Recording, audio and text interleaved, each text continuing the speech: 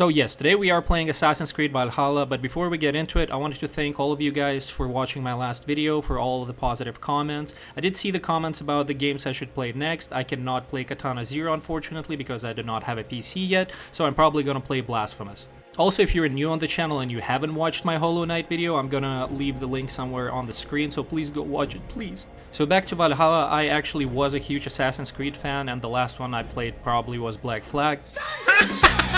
The government! Eat the rich! But my friend recommended I play Valhalla because it's the funniest one in the series, and all the previous one and the new one suck. For those who haven't played Valhalla, you start as a they-them child in a Viking settlement. I'm not making a joke, you get to choose your gender later on in the game. And then your parents die and you become a vigilante. Oh yeah, and you get bitten by a wolf, which becomes the reason for your nickname, the Wolf Kissed. Is this guy furry? And then after that, the game just throws you out in a vast open world. And the map is huge. Like, this is probably the biggest map I've ever seen on an Assassin's Creed game. And some people might argue that the map is actually not that big, but trust me, for me, it's a lot. So in its core, Valhalla is just a frat guy simulator. You challenge people to a drinking contest to see who can drink more. You can do rap battles with other people. My name is Eminem and I like to rap! You help some horny people to get it on by breaking stuff in their house and then setting it up on fire. Excuse me, what? You can help your buddy to overcome his emotional crisis. I love you, and I miss you. But the best part of it all, you can do all of that while wagering money, so yeah, gambling. You get to eat mushrooms, get absolutely f***ing high, and then hang out with some seals.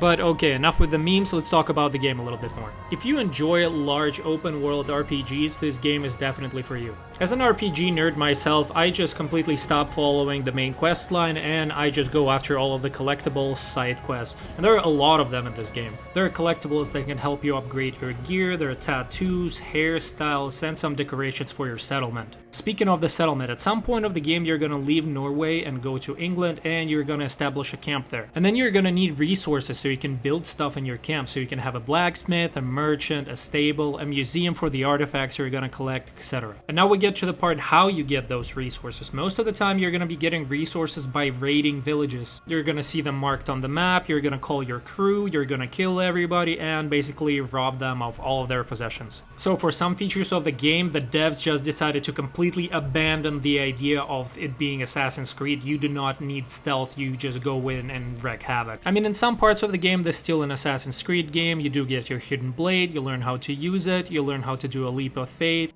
You can also leave the Animus and explore, there is some lore there. You also have your eagle vision that helps you find the collectibles or mark the enemies. And you also have your pet, which is a crow that can help you to scout the area from above. But in my opinion, the most interesting part is the Order of Templars, where you have to kill certain Templars you find on the map, you get clues from them to kill the other Templars, and then you can connect all the dots and get the main guy. But there's still some key mechanics that are missing from the game, for example, climbing up to the viewpoints or eagle points. In previous games it was more of a puzzle, you had to find ledges, you had to find openings to get to the top. In this game, you're a f***ing Spider-Man. Now talking about the fighting mechanics, they feel a little bit weird. In previous games they were a lot simpler, you could dodge, you can parry, you can attack. In this one you have a main attack, you have a secondary attack. If you use an offhand weapon, you can use a shield as a secondary to block attacks. You have a heavy attack, you can fire a bow all the time. It's just a bit more complicated. I'm not saying it's a bad thing, it just feels different. And throughout the game you're gonna use all of those tactics. For example, if you see a yellow rune flash whenever an enemy is trying to attack you, that means you can parry and then you can stun them and deal a lot of damage. If the rune is red, you have to dodge, you cannot block that attack. There are some bosses that you're gonna have to use different tactics against. I usually just use a bow because it does so much damage and it's just easier to kill them. Now speaking about the main story, it just feels a little bland. I like the setting, I like the Vikings era, my favorite anime of all time is Vinland Saga, but it's also my opinion, so you guys don't have to listen to it at all. Like, no. The more interesting part of the game are the side stories. A lot of them got good lore, some of them are really hilarious. I laughed a lot while playing this game. There's a huge variety of side quests. Some of them are located all over the map, some of them are located in your camp. There are some simple side quests: talk to someone, do something for them, get your reward. You can also break curses. You go into an area of the map that is cursed, you gotta find a little skull hanging around, destroy it so you cleanse it. But this side quest with a guy having an axe in his forehead was my absolute favorite. 'Tis but a scratch.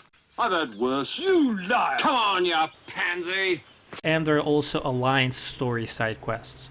Another settlement has sent word that they need our help.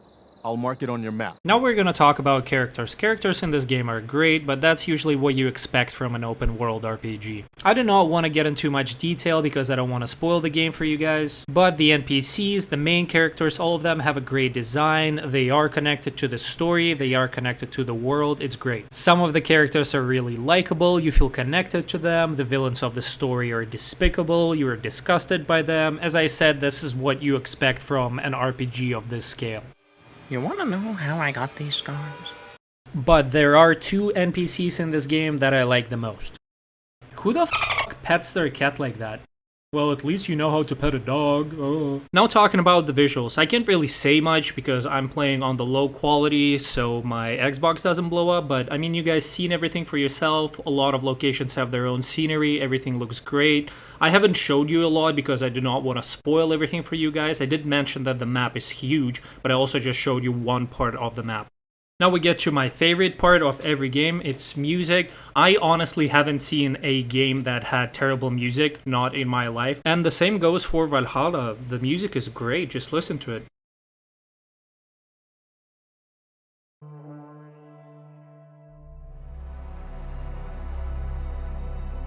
There is one tiny problem I have with the music. So for example, whenever you're on a boat and you're with your crew, you can either let them tell you stories or you can make them sing. And for the Vikings, I thought there would be drums, there would be humming, some battle songs. No, this motherfucker pulls out a guitar. The part that really surprised me about the game is I didn't find too many bugs or glitches. Yeah, there were some bugs like NPCs walking into the dialogue. What the fuck? Is she smelling me? You trying to get a whiff of this? Kinda smell like a baka. The biggest bug I encountered through the game was me getting stuck in one place, but actually after 10 seconds of struggling, I got out. I'm stuck! Somebody help! No, step bro, don't do this! And of course, some of the bugs probably got patched after the release, but nothing is gonna beat Cyberpunk. Is this game worth it? Does that answer your question? Oh right, I almost forgot to mention the stupidest thing in this game and its abilities and skills. Well, I guess the abilities are fine, you find some books of knowledge and then you learn some abilities and you can use them throughout the game. But the skill and leveling up system in this game is just so stupid. Just look at how many fucking things there are.